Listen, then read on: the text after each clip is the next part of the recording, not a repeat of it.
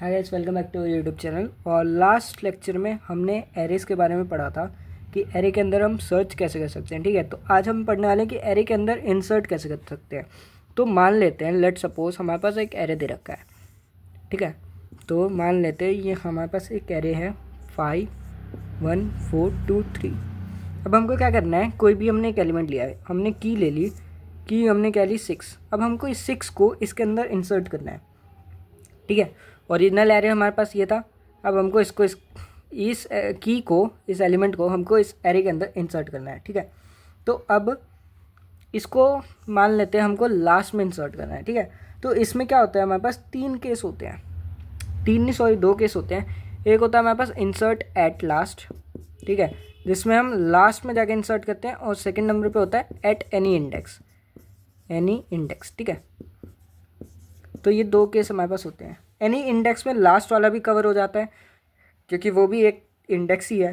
ठीक है, any index का मतलब ये है कि आप चाहो तो यहाँ पे इंसर्ट कर सकते हो, यहाँ पे, इनके बीच में, इनके बीच में, इनके बीच में, इनके बीच में, लास्ट में। ठीक है, तो अब हम सबसे पहले देखने वाले कि इसको इंसर्ट कैसे करते हैं। ठीक है, तो सबसे पहले हम यहाँ पर क्या करते हैं कि चेक करते हैं एंड के लिए। हम सबसे पहले क्या चेक करते हैं कि जो एरे है, if n is greater than और इक्वल टू कैपेसिटी, अगर ये हो जाता है तो हम क्या रिटर्न कर देते हैं, n रिटर्न कर देते हैं, रिटर्न n। और यहाँ पे जो है हमारे पास एरे का nth इंडेक्स इक्वल टू हो जाएगा हमारे की के, और यहाँ पे हम कर देंगे रिटर्न n+1। ठीक है, तो ये हमारे पास है इंसर्ट एट एंड। तो अब इसको मैं आपको कोड को समझाता हूँ। ठीक है, तो कोड में सबसे पहले हमको n क्या है, n है हमारे पास एरे का लेंथ। ठीक है, मान लेते हैं इस केस में 1 2 3 4 5 है हमारे पास एरे की लेंथ, तो एरे की लेंथ है 5। अब एरे का कैपेसिटी कितना है, एरे की कैपेसिटी हम मान लेते हैं, एक सेकेंड, हाँ यहाँ पे ये n है। ठीक है, एरे का कैपेसिटी हम मान लेते हैं कि 6 है। एरे 6 एलिमेंट्स को स्टोर कर सकता है, तो क्या ये 6 से ज़्यादा और इक्वल टू है? अभी नहीं, तो ये वाली कंडीशन नहीं चलेगी, रिटर्न एन वाली।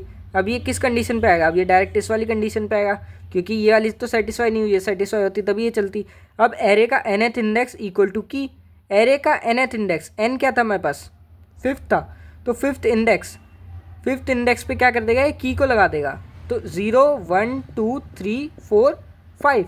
5th इंडेक्स पे क्या आ गई हमारे पास, की क्या थी हमारे पास 6, तो 6 आ गया। और रिटर्न क्या कर देंगे हम, n+1 रिटर्न क्यों करा, क्योंकि एक एलिमेंट आया है।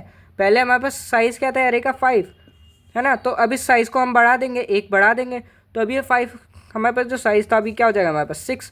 और अब दोबारा इस इफ़ कंडीशन में जाएगा, अब साइज़ क्या हो चुका है 6। अब जब हम इसको चेक करेंगे क्या 6 के इक्वल और ग्रेटर देन है, हाँ तो इक्वल है ये। अगर ये इक्वल है तो अब इस वाली कंडीशन में आएगा, इस वाली कंडीशन में आगे क्या रिटर्न करेगा, n रिटर्न कर देगा, यानी मतलब हमारे पास एरे की लेंथ रिटर्न कर देगा। और ये रिटर्न होने के बाद जब हम अब इस एरे को प्रिंट कराएंगे तो अब ये हमारे पास न्यू एरे प्रिंट होगा, जिसमें हमारे पास 6 लास्ट में चला गया। तो इस तरीके से हम एरे को प्रिंट करा सकते हैं, सॉरी इस तरीके से हम एरे में एलिमेंट को इंसर्ट करा सकते हैं। ठीक है, एट दी एंड में अब बात करते हैं कि किसी भी पर्टिकुलर पोजीशन में अगर मेरे को इंसर्ट कराना है तो उस केस में हम क्या करते हैं। ठीक है, तो किसी भी पर्टिकुलर केस में अगर मेरे को इंसर्ट कराना है तो सबसे पहले मैं चलाता हूँ फोर लूप। तो फोर लूप हम कहाँ से चलाएंगे, इंट आई बराबर में n-1, i is greater than equal to position and then i minus minus. ठीक है, तो हमने क्या करा है, हमने इस बारी लूप चलाया I equal to n-1। n-1 का मतलब क्या है, मान लेते हैं 2 3 4। n-1 क्या होता है, एरे की लेंथ है 3, तो n-1 क्या हो गया हमारे पास, n-1 ये हमारे पास 2 आ गया, 0 1 2, यानी हम इस बारी पीछे से चला रहे हैं इस लूप को। ठीक है, और कब तक चलाना है, जब तक वो पोजीशन के इक्वल ना हो जाए। मान लेते हैं हमको आई जब तक है हमारे पास ग्रेटर देन और इक्वल टू पोजीशन है। ठीक है, उस तो जब तक हमारे पोजीशन की इक्वल टू ना हो जाए वो। ठीक है, तो मान लेते हैं मेरे को इंसर्ट करना है फर्स्ट पोजीशन पे, तो अब ये कहाँ तक जाएगा, ये 2 पे पहले, फिर जाएगा फर्स्ट पे जाके ये रुक जाएगा, अब ये फर्स्ट पे जाके क्या करेगा, एरे का ith plus 1 element equal to array का ith एलिमेंट। ठीक है, तो अब क्या कर रहा है ये फर्स्ट पे जा कर के कि एरे का जो i प्लस 1 एलिमेंट है वो हमारा इक्वल हो जाएगा एरे के ith एलिमेंट पे। ठीक है, तो ये जो 3 एलिमेंट है यानी कि मतलब क्या है इसका कि 0 1 पे गया ये i इज़ ग्रेटर देन और इक्वल टू पोजीशन। ठीक है, फर्स्ट एलिमेंट पे गया। अब जो फर्स्ट एलिमेंट है उसका जो इंडेक्स है वो 1 बढ़ जाएगा। यानी अगर फर्स्ट एलिमेंट जो हमारा है 2,3 था, ये 3 फर्स्ट एलिमेंट था, तो अब इसका एक इंडेक्स हम बढ़ा देंगे। तो एक इंडेक्स जब हम बढ़ा देंगे तो ये किस पे पहुंच जाएगा हमारे पास, ये हमारे पास पहुंच जाएगा इस पे 4th एलिमेंट पे। मतलब एक स्पेस यहाँ पे ये आ जाएगी खाली। अब हम क्या करेंगे कि इस फॉर लूप के बाहर एरे का जो भी हमारा पोजीशन वाला एलिमेंट था, पोजीशन वाला एलिमेंट जो था उसको हम कर देंगे की के इक्वल, की यानी हमारी एक्स उसकी इक्वल कर देंगे। तो बेसिकली हमने इसमें किया क्या, इसमें बस एक लाइन इंपॉर्टेंट है कि एरे का ith plus 1 index equal to array का ith इंडेक्स। ठीक है, ये लाइन हमारी क्या कर रही है कि यहाँ पे इस वाले इसको पीछे कर रही है। ठीक है, मतलब ये एक एक करके हमारे पीछे हो जाएंगे। समझ सकते हो आप इस चीज़ को कि हमने क्या करा है कि यहाँ पे एक एम्प्टी स्पेस बना दिया है और उस स्पेस में हमने एलिमेंट को इंसर्ट कर दिया है और इनको एक एक आगे बढ़ा दिया है। तो ये इस तरीके से इसका जो है कोड है। ठीक है, अब हम बात करने वाले कि किसी भी एलिमेंट को हम डिलीट कैसे करते हैं। ठीक है, तो डिलीट करने के लिए हमको सबसे पहले एरे के एलिमेंट को सर्च करना पड़ेगा। सर्च करने के लिए मैंने आपको बताया कि आप किसी भी एलिमेंट को सर्च कैसे कर सकते हो और उसका इंडेक्स कैसे आप फाइंड आउट कर सकते हो। ठीक है, तो इंडेक्स को आपको फाइंड आउट कर लेना है। ठीक है, अब जब आपके पास इंडेक्स आ जाएगा तो हम लिखते हैं इंडेक्स आई। ठीक है, तो हमारे पास इंडेक्स आई आ गया। इसके बाद हम लिखते हैं फॉर लूप हम लगाएंगे आई बराबर में पोजीशन, और आई जब तक हमारे पास छोटा है n-1 से i प्लस प्लस, यानी हमने फॉरवर्ड इंडेक्सिंग करी है। इसमें हम ट्रेवर्स कर रहे हैं एरे को फॉरवर्डली। ठीक है, यानी 0 इंडेक्स से n इंडेक्स तक हम जा रहे हैं। ठीक है, 0 इंडेक्स से नहीं जा रहे हैं हम, इसमें पोजीशन इंडेक्स से जा रहे हैं। ठीक है, तो एरे का ith index equal to array का i प्लस 1। ठीक है, सेम चीज़ मैंने पिछली बार लगाई थी और सेम चीज़ यहाँ पे वापस से ये स्टेटमेंट का यूज़ किया मैंने। ठीक है, एरे का ith बराबर में एरे का ith प्लस 1। अब ये क्या कर रहा है, मान लेते हैं वही हमारा एक ले लेते हैं 1 2 3 था।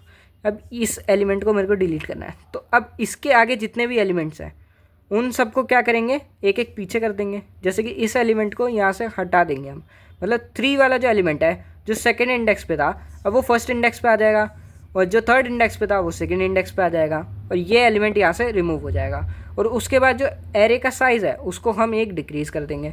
तो इस तरीके से हमारा क्या होगा, एरे में एलिमेंट डिलीट हो जाएगा। ठीक है, इसको मोर क्लैरिटी के लिए आप इसको कोड कर सकते हो। सेम कोड आपको लिखना है, C++ जावा दोनों में ही ऐसे ही कोड लिखा जाता है, ये बिल्कुल सेम है।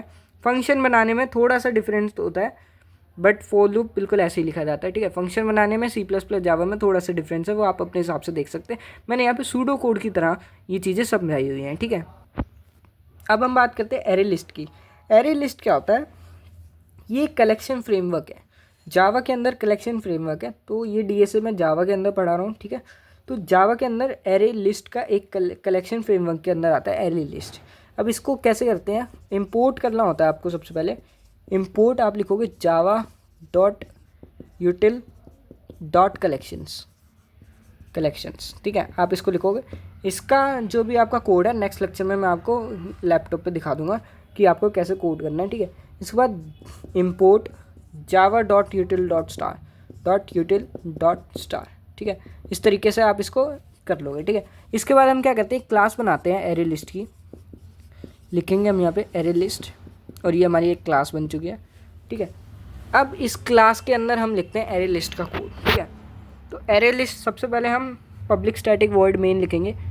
तो पब्लिक स्टैटिक वॉइड मेन, और यहाँ पे स्ट्रिंग आर्ग्यूमेंट।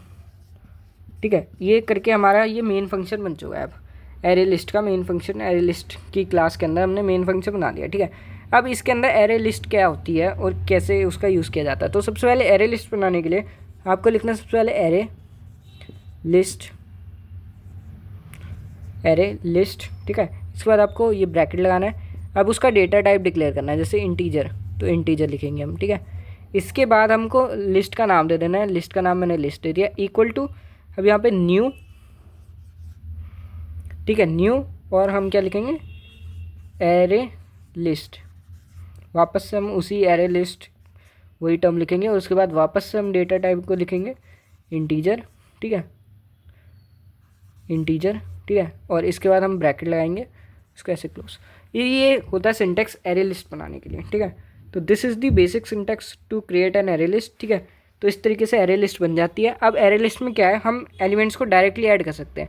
हमने अभी तक कोड लिखे ऐड करने के लिए, बट यहाँ पे क्या है, इस कलेक्शन फ्रेमवर्क के थ्रू हम लिस्ट डॉट ऐड लिखेंगे और यहाँ पे एलिमेंट डालेंगे और ये बस डायरेक्टली इसको ऐड कर देगा। तो ये काफ़ी ज़्यादा सिंपल हो जाता है। मतलब जो भी चीज़ हम कर रहे थे वो स्क्रैच से कर रहे थे अभी तक, और यहाँ पे हम उसको डायरेक्टली फंक्शन को यूज़ कर सकते हैं एरे लिस्ट के थ्रू। तो ये लिस्ट डॉट ऐड हो गया।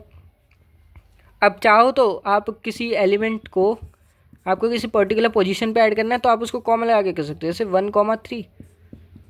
तो ये आपने इसका इंडेक्स दे दिया कि आपको कौन सा एलिमेंट ऐड करना है और कौन से इंडेक्स पे करना है। लिस्ट को आपको रिमूव करना है तो आप ऐसे भी कर सकते हो, लिस्ट डॉट रिमूव। आप डिलीट करने के लिए ऐसे कर सकते हो 3। तो ये है कलेक्शन फ्रेमवर्क। तो ये आपके काम को काफ़ी ज़्यादा आसान कर देता है। हमने जो भी कोड पिछले लेक्चर में देखे, मतलब इसी लेक्चर में भी हमने जो कोड देखे कि इंसर्ट कर सकते हैं एलिमेंट को, हम डिलीट कर सकते हैं, तो वो चीज़ें कलेक्शन फ्रेमवर्क के थ्रू काफ़ी ज़्यादा ईजी हो जाती है कि आपको बस लिस्ट डॉट ऐड लिखना है, लिस्ट डॉट रिमूव लिखना है। अब पाइथन में इनबिल्ट काफ़ी ज़्यादा फीचर्स होते हैं, जैसे कि पाइथन में अपेंड फंक्शन होता है, रिमूव फंक्शन इनबिल्ट होता है, वहाँ पे आपको कोई एरे लिस्ट वगैरह की ज़रूरत नहीं पड़ती। बट जावा में आप एरे लिस्ट का यूज़ करके ये काम कर सकते हो, ठीक है। C++ में आपके पास स्टैंडर्ड टेम्पलेट लाइब्रेरी होती है STL, ठीक है। तो थोड़ा सा डिफरेंस आता है यहाँ पे डिफरेंट लैंग्वेजेस में, कि कहीं पे STL यूज़ होता है, कहीं पे एरे लिस्ट यूज़ होता है, ठीक है। तो जावा के हिसाब से हम पढ़ रहे हैं तो यहाँ पे एरे लिस्ट यूज़ होता है। तो ये है एरे लिस्ट, और काफ़ी ज़्यादा ईजी हो जाता है इससे आपको ऐड करना और रिमूव करना किसी भी लिस्ट में, ठीक है। तो अब नेक्स्ट लेक्चर में हम देखने वाले हैं अपने एरेस के क्वेश्चंस को, ठीक है। तो अब नेक्स्ट लेक्चर में हम एरेस के क्वेश्चंस करेंगे और मैट्रिसेस को एक बार ही देखेंगे। मैट्रिसेस क्या होता है, हमारे पास 2D एरे होता है, ठीक है। तो इन दोनों चीज़ों को हम आने वाले लेक्चर्स में देखेंगे।